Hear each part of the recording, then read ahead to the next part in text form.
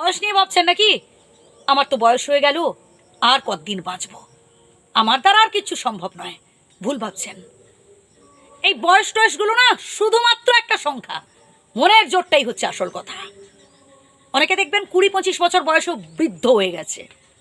ভাই সে যদি অলস হয়ে ঘরে বসে থাকে, কাজ বাজ না করে, সবসময় অপরের ওপর নির্ভর হয়ে থাকে, তাহলে আমি বলবো সে বৃদ্ধই হয়ে গেছে। আবার অনেকে দেখবেন 70-80 বছর বয়সেও স্ট্রং আছে। মনের জোর দরকার ভাই।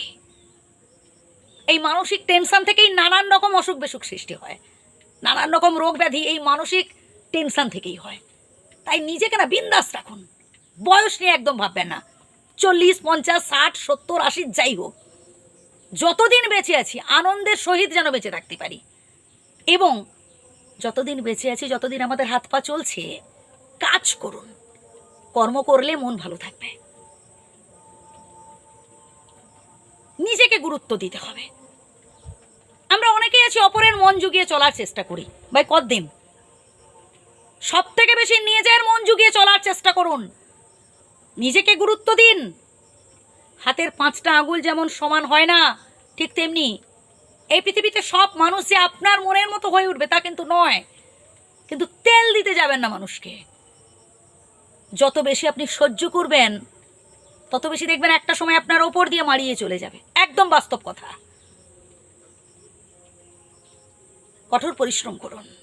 জীবনে সফল হতে গেলে হাড় অ্যান্ড আপনাকে চেষ্টা করতে হবে। কেউ কেউ দেখবেন একবার চেষ্টা করেই জীবনে সফল হয়ে যাচ্ছে, আবার কেউ কেউ দেখবেন 10 বার 20 বার চেষ্টা করার পর সে জীবনে সফল হচ্ছে বা মাথা তুলে দাঁড়াচ্ছে। তো আপনাকেও চেষ্টা করতে হবে, সৎ হতে হবে কর্মের দিক থেকে, নীতিগত দিক থেকে। যত বেশি আপনি সৎ হবেন, তত বেশি আপনি বিধাতার আশীর্বাদ পাবেন। যে কাজ আপনি করতে পারবেন না, যে কথা আপনি রাখতে পারবেন না, জানেন, কাউকে মিথ্যে প্রতিশ্রুতি দেবেন না, কখনো কারোর সাথে অন্যায় কিছু করবেন না, কখনো কাউকে ঠকাবেন না। অনেকে দেখবেন আমাদের জীবনে আসে, হ্যাঁ আমি সারা জীবন তোর পাশে থাকবো, আমি সবসময় তোর সাথে বন্ধুত্ব রাখবো। একটা সময় দেখা যায় যখন আমরা বিপদে পড়ি, তখন আমাদের মাঝপথে ছেড়ে পালায়। এরা হচ্ছে স্বার্থপর লোক। এই লোকগুলোকে দ্বিতীয়বার বিশ্বাস করবেন না, তাহলে ঠকবেন।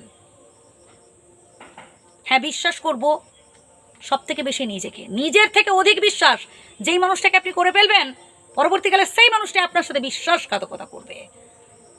তাই সবার কাছে সব কথা বলতে যাবেন না।